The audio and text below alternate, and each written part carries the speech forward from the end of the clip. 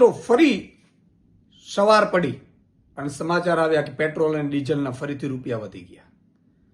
તમે જુઓ કે છેલ્લા 11 દિવસમાં પેટ્રોલ અને ડીઝલ ઓલમોસ્ટ 7.5 રૂપિયા વધ્યા છે. પેટ્રોલે સદી પાર કરી દીધી છે. બીજી બાજુ રૂપિયો પણ ઘટી રહ્યો છે ડોલરની સરખામણી. જ્યારે નરેન્દ્રભાઈ મોદી જ્યારે સત્તા ઉપર આવ્યા ત્યારે પેટ્રોલ ડીઝલના અંદાજે લગભગ 62 રૂપિયાની આસપાસ ભાવ ચાલતા હતા. અત્યારે સદીએ ફટકારી દીધી.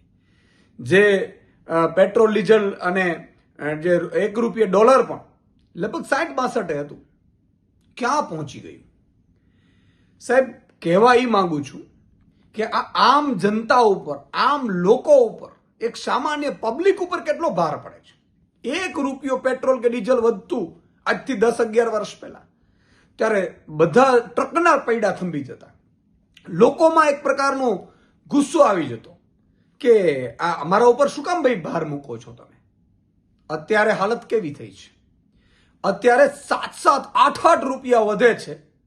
તમે જુઓ કેટલી સિસ્ટમ આ લોકોએ મેનેજ કરી છે કે આંદોલન કે હડતાળની તો વાત ટ્રકોની છોડી દો, પણ લોકોને બોલતા પણ ડરે છે. લોકો આટલા ઉપર ભાર પડે છે, મોંઘવારી ઉપર મોંઘવારી. એક પેટ્રોલ ડીઝલનો 1 રૂપિયો વધે એટલે તમામ જગ્યાએ મોંઘવારી વધી જાય. આજે લોકો ચારે બાજુ પીડાઈ રહ્યા છે. આજે એક માતા બેન દીકરી જે સામાન્ય પરિવારમાંથી છે, આમ આદમી છે, મધ્યમ પરિવારમાંથી છે, એમનું કિચન નથી ચાલતું, એનું કિચનનું બજેટ વધી જશે. શાકભાજીથી માંડીને તમામ જીવન જરૂરિયાત ભાવો છે એ પેટ્રોલ ડીઝલના ભાવ વધે એટલે વધી જાય. અને આ લોકો વાતો શું કરે છે કે હમણાં કંટ્રોલ થઈ જશે, હમણાં કંટ્રોલ થઈ જશે. આ લોકોને મને લાગે છે કે ધીરે ધીરે ઝેર આપી રહ્યા છે.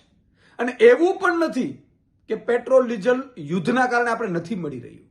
રશિયા આપવા માંગે છે ઓઇલ, આપણે કેમ નથી લેતા ભાઈ? કેનો દબાણ છે? રશિયા આપણે આપવા માંગે છે, સસ્તા ભાવે આપવા માંગે છે. અને આંતરરાષ્ટ્રીય રીતે અત્યારે તમે જુઓ કે આંતરરાષ્ટ્રીય ક્રૂડ ઓઇલના ભાવ ઘટ્યા છે, છતાંય આપણે પેટ્રોલ ડીઝલના ભાવ વધતા જાય છે. મારે ગુજરાતની જનતાને કહેવા માંગુ છું કે આપણે આપણા પરિવાર માટે તો વિચારીએ. પાર્ટીઓ એક સમયે ભૂલી જાઓ, જે પાર્ટીઓ જે કરતી હોય, પણ અત્યારે આપણા ઉપર બોજ પડે છે. ભલે કોઈ પણ પાર્ટીના આપણે સભ્ય હોઈએ, જરા ચૂંચા કરીએ તો ખરું, બોલીએ તો ખરા. આપણા સમાજના આગેવાનો ક્યાં ગયા? આપણા જ્ઞાતિના આગેવાનો ક્યાં ગયા? કોઈ બોલતું જ નથી. આટલી બધી મોંઘવારી પડી તો હવે તમારે જાગવાનું છે. તમારા માટે મારા માટે કોઈ નહીં બોલે. તમારે મારે આપણા માટે આપણે પોતે જાગવું પડશે, પોતે સમજવું પડશે અને આ સરકારોને જવાબ આપવો પડશે.